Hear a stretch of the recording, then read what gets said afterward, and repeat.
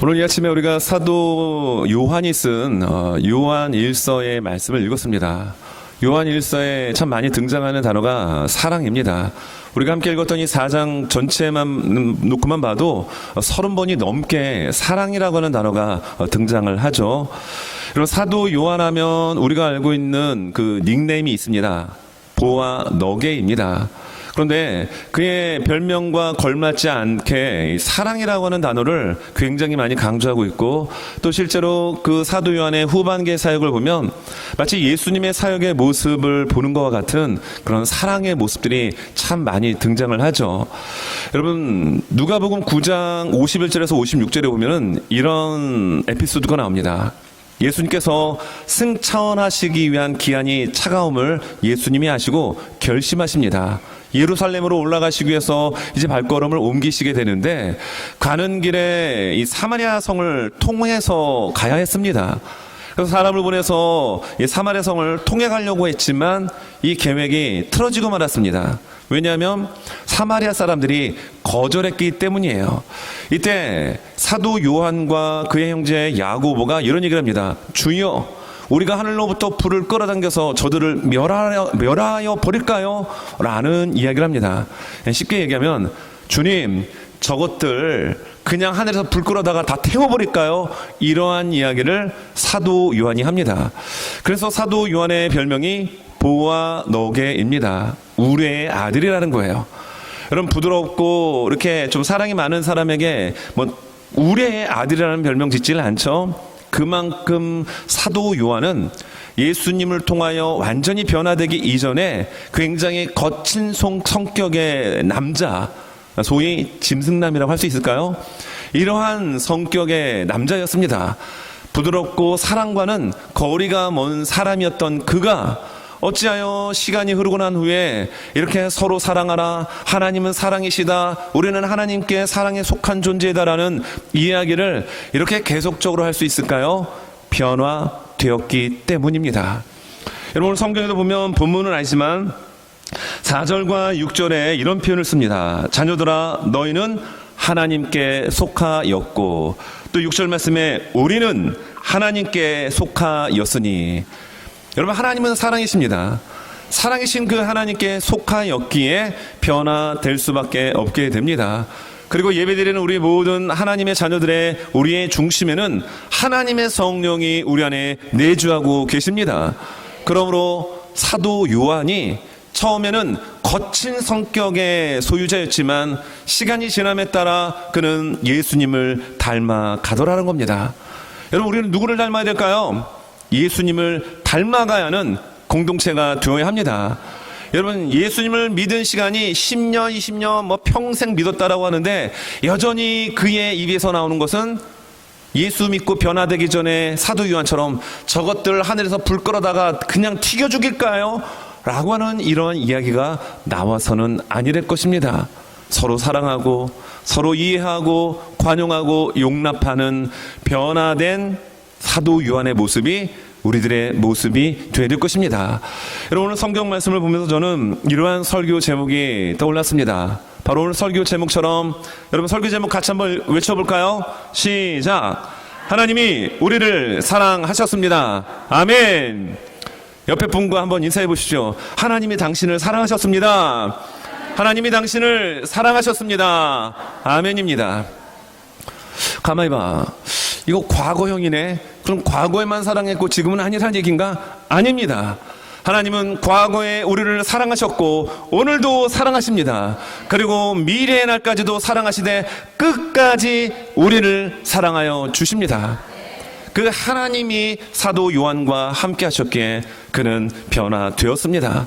그리고 오늘 성경 말씀을 통해서 그 하나님께서 우리를 사랑하셨고 지금 현재 사랑하고 계시고 주님이 이 땅에 오시는 그날까지 우리를 결코 포기하지 아니하시고 사람은 우리를 향하여 등을 돌린다 할지라도 우리를 향하여 언제나 손을 내밀어 품어주시는 그 하나님의 사랑은 계속 진행될 것을 우리에게 약속해 주고 있습니다.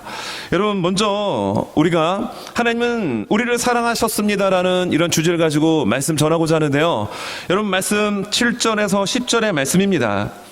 우리가 성경을 읽을 때 다 같이 함께 읽었지만 이 말씀 너무 귀하죠. 7절부터 우리 10절까지 7절에서 10절까지 한번 쭉 같이 한번 읽겠습니다. 시작.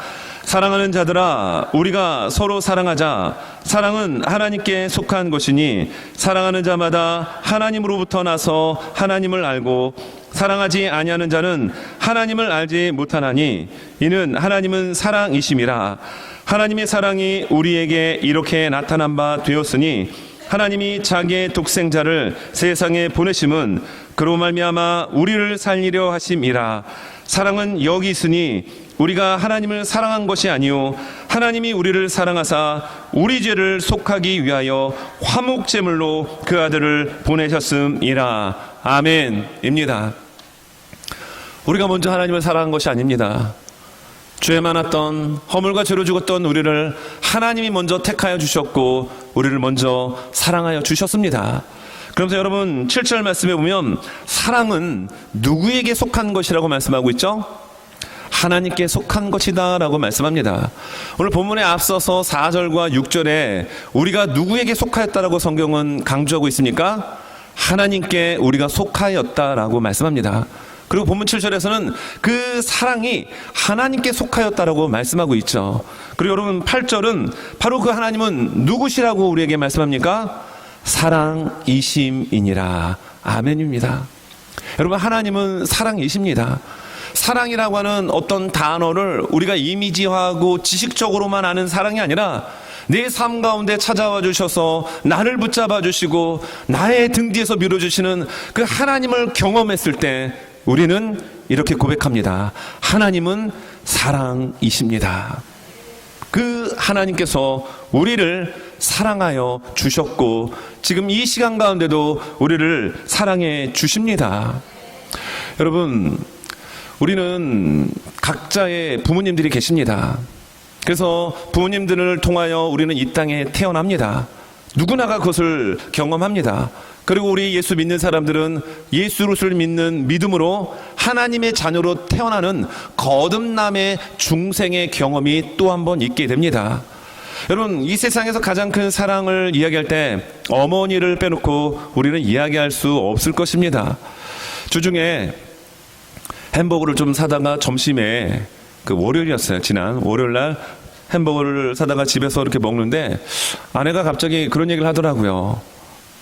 어머니는 몸이 아프셔서 병원에 계시는데 자식은 이 햄버거가 뭐라고 맛있다고 먹고 있네요. 이런 얘기를 하더라고요. 제가 그래서 그런 얘기를 했습니다. 저희 장모님이 92세시거든요. 몸이 연로하셔서 지금 많이 좀 몸이 힘든 가운데 계십니다. 그래서 제가 아내에게 그런 얘기를 했습니다. 야, 그런 생각을 하고 먹는 당신은 효녀입니다. 그렇잖아요. 여러분 먹을 때 부모님을 생각하는 거 그 효녀입니다. 그러니까 저희 아내가 그런 얘기를 또 이어서 하더라고요. 만약에 자식이 아프면 이게 내 목으로 넘어갈까? 이게 무슨 얘기일까요? 부모가 아프면 넘어가는데 자식이 정말 아파가지고 몸져 누워있다라면 그 음식이 목으로 안 넘어가는 게 부모이라는 겁니다. 여러분 그래서 이런 이야기가 있죠. 사랑은 내리사랑이라고 얘기합니다. 정말 그런 것 같아요. 저도 부모님이 편찮은 것과 자식이 아픈 것과 견줘놓고 볼 때 아무래도 부모님이 아픈 게 마음이 아프지만 자식이 정말 아프다라고 하면 차라리 내가 아프고 말지라는 마음과 생각이 듭니다. 그래서 사랑은 내리사랑이에요. 여러분 우리가 하나님을 먼저 사랑한 것이 아니라 하나님께서 우리를 먼저 택하여 사랑하여 주셨습니다. 그리고 오늘 말씀해 보면 어떤 표현이 나옵니까? 구체적으로 9절에 하나님께서 우리를 어떻게 사랑하고 계시는지 이 말씀이 9절입니다. 하나님의 사랑이 우리에게 이렇게 나타난 바 되었으니 하나님이 자기의 독생자를 세상에 보내심은 그로 말미암아 우리를 살리려 하심이니라. 독생자 하나밖에 없는 아들을 죽이면서까지 우리를 여러분들을 살리시기 위하여 예수님이 이 땅에 보내셨다라고 말씀합니다. 그리고 말씀 여러분 10절은 어떻습니까? 사랑은 여기 있으니 사랑 다른 데서 찾지 말아라. 사랑이 여기 있다라고 말씀하며 우리가 하나님을 사랑한 것이 아니요 하나님이 우리를 사랑하사 우리 죄를 속하기 위하여 화목제물로 그 아들을 보내셨음이라. 죄 때문에 하나님의 관계가 단절됐습니다. 끊어졌습니다. 그런데 그 원수된 하나님과 우리의 관계를 회복시키기 위하여 화목제물로 독생자 예수 그리스도를 이 땅 가운데 아버지 하나님께서 보내주신 거예요. 여러분이 사랑하는 대상이 있다고 하더라도 그 대상을 위하여 여러분의 자식을 죽이면서까지 살릴 수 있는 그 어떤 대상이 있을 수 있습니까? 없을 거예요. 근데 하나님은 하나밖에 없는 독생자 예수 그리스도를 이 땅에 보내셔서 죽이시면서까지 우리를 살려주셨습니다. 이것이 하나님의 놀라운 사랑입니다. 여러분 성경 말씀에 보게 되면 로마서 5장 8절 말씀에 이렇게 기록합니다. 이 말씀 같이 한번 우리 읽겠습니다. 시작. 우리가 아직 죄인 되었을 때 그리스도께서 우리를 위하여 죽으심으로 하나님께서 우리에 대한 자기의 사랑을 확증하셨느니라. 우리가 어떤 상태에 있었을 때요? 죄인 되었을 때 예수 그리스도를 보내주셔서 우리를 향한 하나님의 사랑을 확증시켜 주셨다 말씀합니다. 오늘 말씀의 본문 9절과 10절의 말씀이죠. 그리고 로마서 5장 10절 말씀은 이렇습니다. 또 우리가 원수 되었을 때 그의 아들의 죽으심으로 말미암아 하나님과 화목하게 되었은즉 화목하게 된 자로서는 더욱 그의 살아나심으로 말미암아 구원을 받을 것임이니라. 하나님과 우리의 관계가 원수지간이었습니다. 하나 될 수 없는, 서로 왕래할 수 없는 관계였음에도 불구하고 하나님은 화목 제물로 예수님을 이 땅에 보내셔서 하나님과 우리의 관계가 뚫어지게 하시고 화목해 하셨다 말씀합니다. 이것이 은혜이고 이것이 하나님께서 우리를 향한 놀라운 사랑의 확증임을 우리는 믿습니다. 여러분 찬송가에 보게 되면 304장에 그 1절 가사의 후렴 부분에 보면 이런 표현이 나옵니다. 죄범한 영혼 구하려 그 아들 보내사 화목제물 삼으시고 죄 용서하셨네. 여러분 찬송가 304장 1절 이렇게 시작하잖아요. 그 크신 하나님의 사랑 말로 다 형용 못하네. 저 높고 높은 별을 넘어 이 낮고 낮은 땅 위에. 그리고 이렇게 나옵니다. 죄범한 영혼 구하려 그 아들 보내사 화목제물 삼으시고 죄 용서하셨네.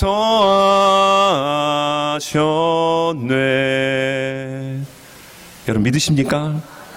여러분 화목제물로 예수님은 이 땅에 오셨고 바로 우리를 살리기 위하여 예수님은 이 땅에 오셨습니다. 하나님은 이처럼 우리를 사랑하여 주셨습니다.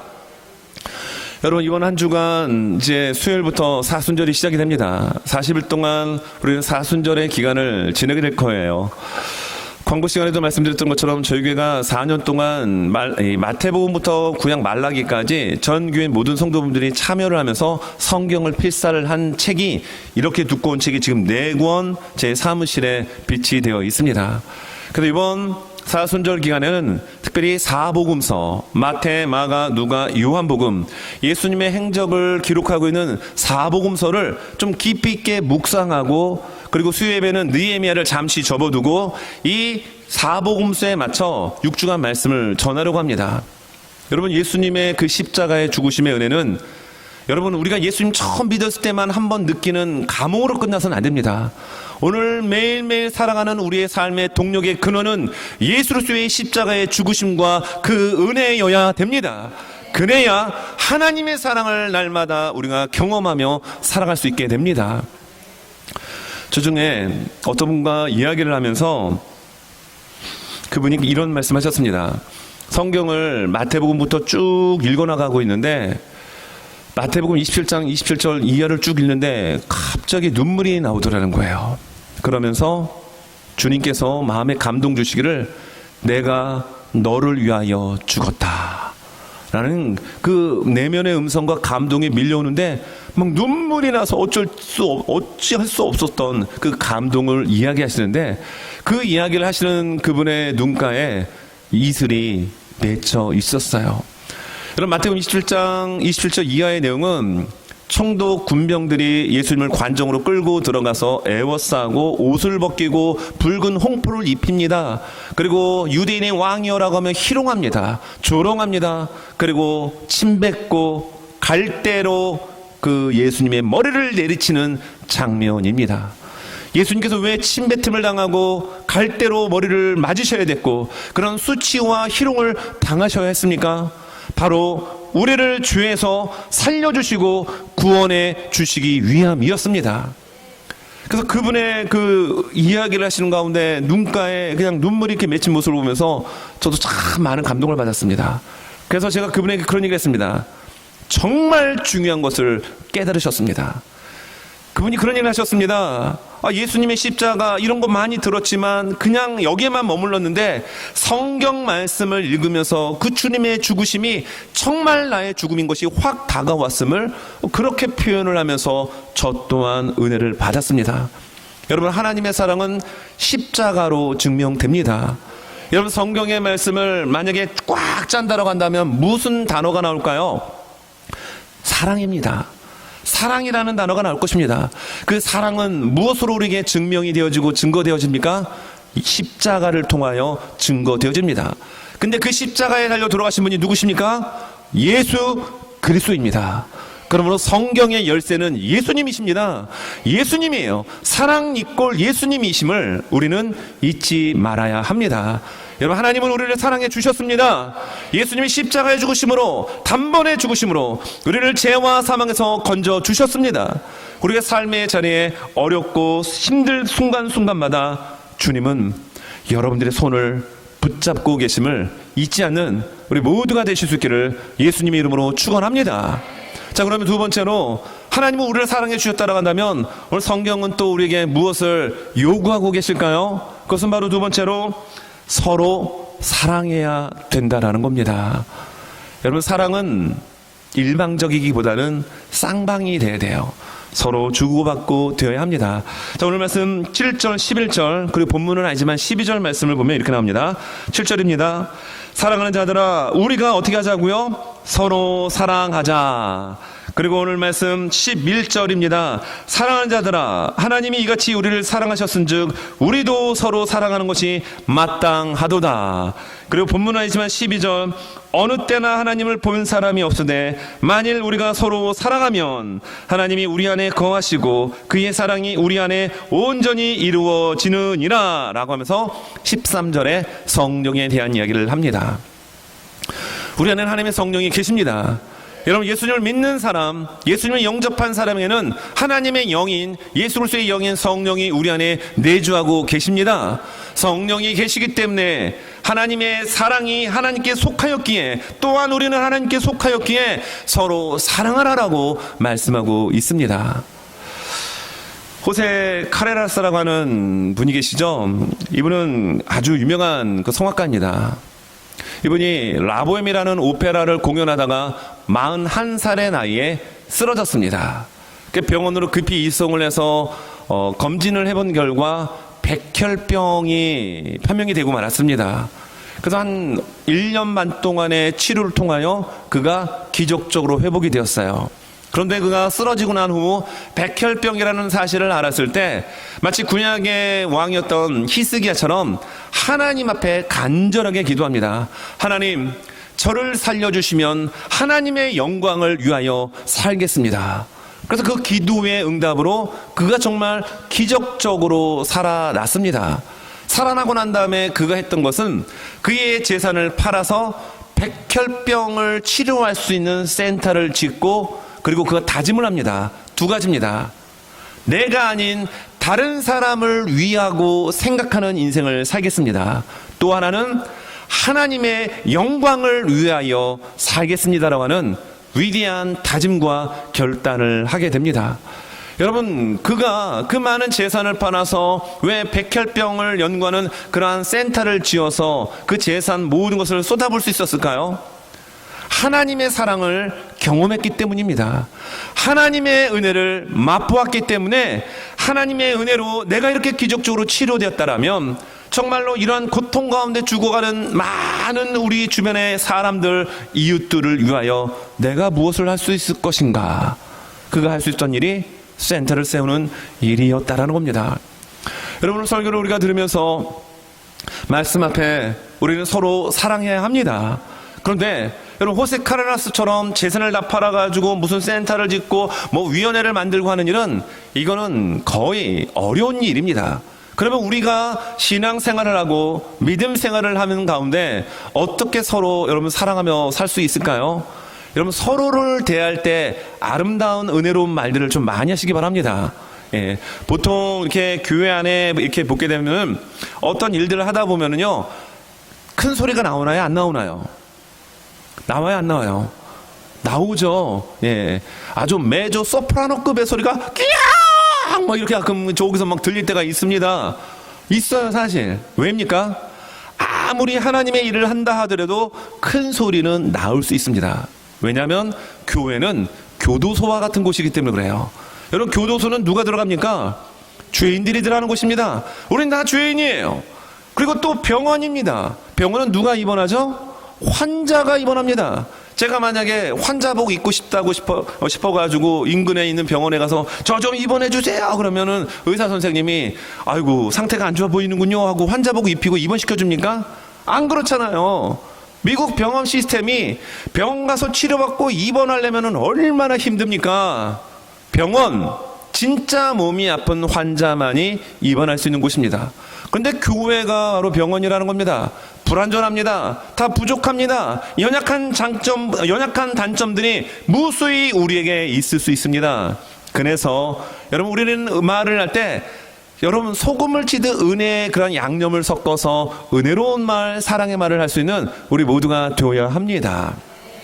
그리고 내가 내 입장에서만 생각하는 것이 아니라 상대방의 입장에서 배려하고 이야기할 수 있는 여러분, 좀 그런 성숙한 사랑도 좀 농익은 여러분, 우리 교회 믿음의 식구들 될 수 있기를 예수님의 이름으로 축원합니다.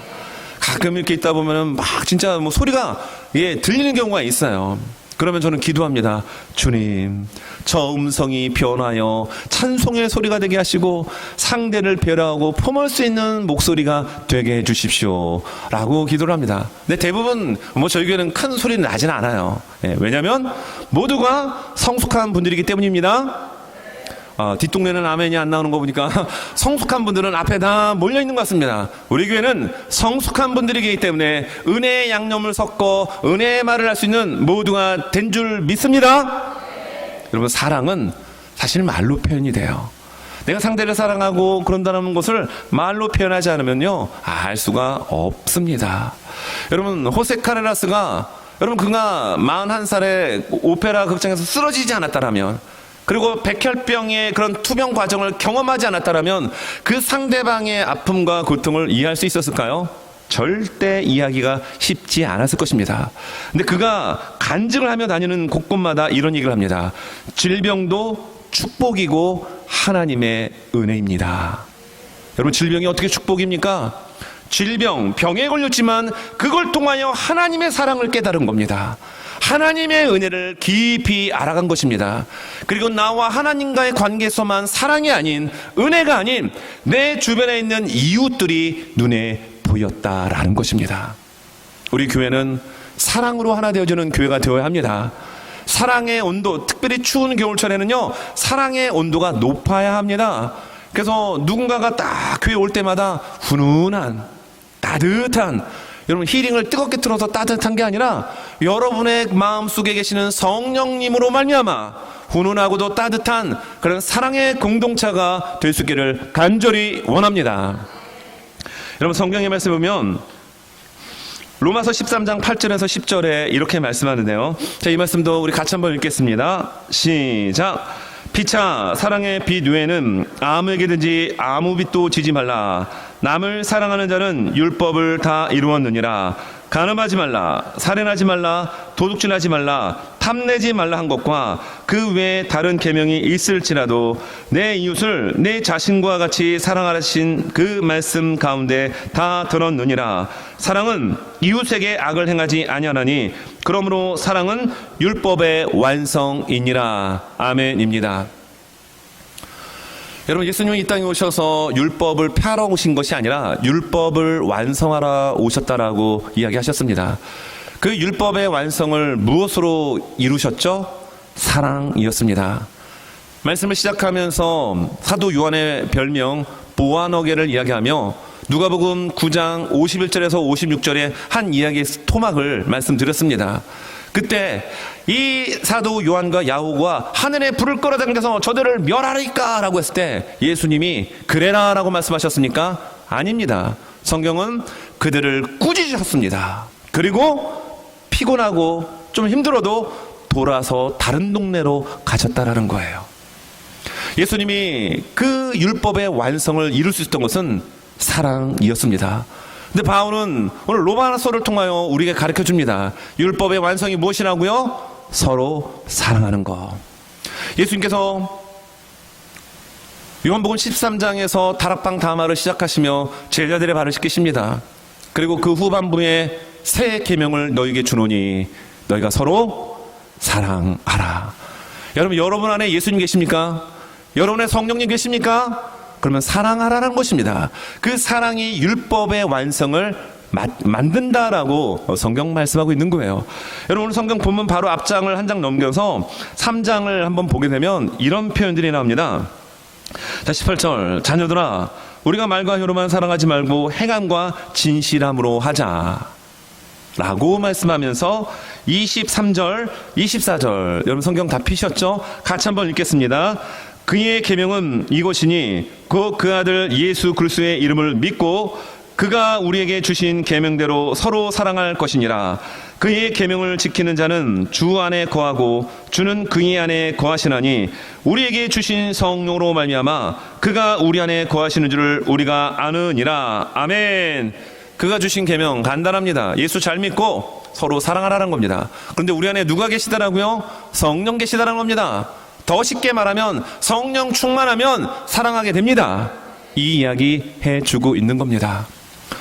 여러분, 이 시대는 참으로 어두운 시대입니다. 치열한 영적 전투가 벌어지고 있는 시대입니다. 그래서 우리에게는 영적 통찰력과 영적 분별력이 필수인 시대를 살아갑니다. 흐리멍텅한 눈으로 좋은 게 좋은 거지라고 하며 세상 따라가단 우리가 생명의 길이 아닌 넓고 큰 사망의 길로 진입할 수 있음에 우리는 영적 경각심을 가져야 할 때입니다. 말씀을 정리하면서 오스왈드 챔버스 목사님이 이런 말씀을 하셨는데요. 이분은 40대 돌아가신 분이십니다.